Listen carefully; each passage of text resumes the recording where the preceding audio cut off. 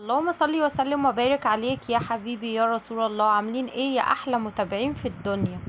حط اللايك بقى ويلا بينا. الكيكه دي يا حبايب قلبي عاملاها بالكاكولا البرتقال، والله العظيم اول مره اجربها، وبجد النتيجه عجبتني قوي قوي. ولما عجبتني قلت اللي انا اقول لكم عليها. شايفين القطمه منها؟ تعالي بقى اقول لك على طريقه كيكه مش هتوقفك كتير في المطبخ، هتتعمل كلها في الخلاط، مش هتاخد منك وقت. جبت الخلاط، ضفت بيضتين، عليهم كوبايه كاكولا برتقال، معلقه فانيليا، رشة من الخل، ربع كوباية زيت، كوباية سكر، وضربت المكونات دي كلها مع بعضها. بجد عشان التجربة عجبتني قلت اللي انا اقول لكم عليها. انا فعلا اول مرة اجرب الكيكة بالكاكولا البرتقال، بجد طعمها حلو قوي وخفيف وهشة زي ما انتوا شايفين كده. بس انا ما صورتش الفيديو ده، انا قلت هجرب، طلعت حلوة هقول لكم عليها، ما طلعتش انا بقى قلت اذا كان حلوة هقول لكم عليها، برضو وحشة هقول لكم عليها. في كل الحالتين هقول لكم على التجربة.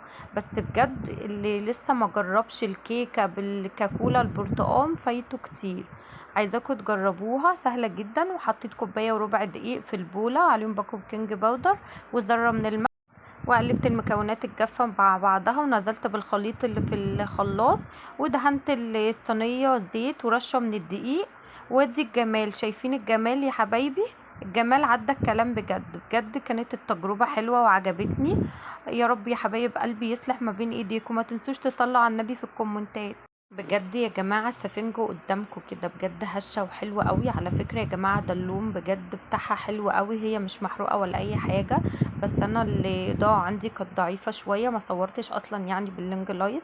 قلت عادي يعني ما فيش يوم، عادي نصور من غيره يعني، مش الا والذي. يا رب يا حبيبي تكونوا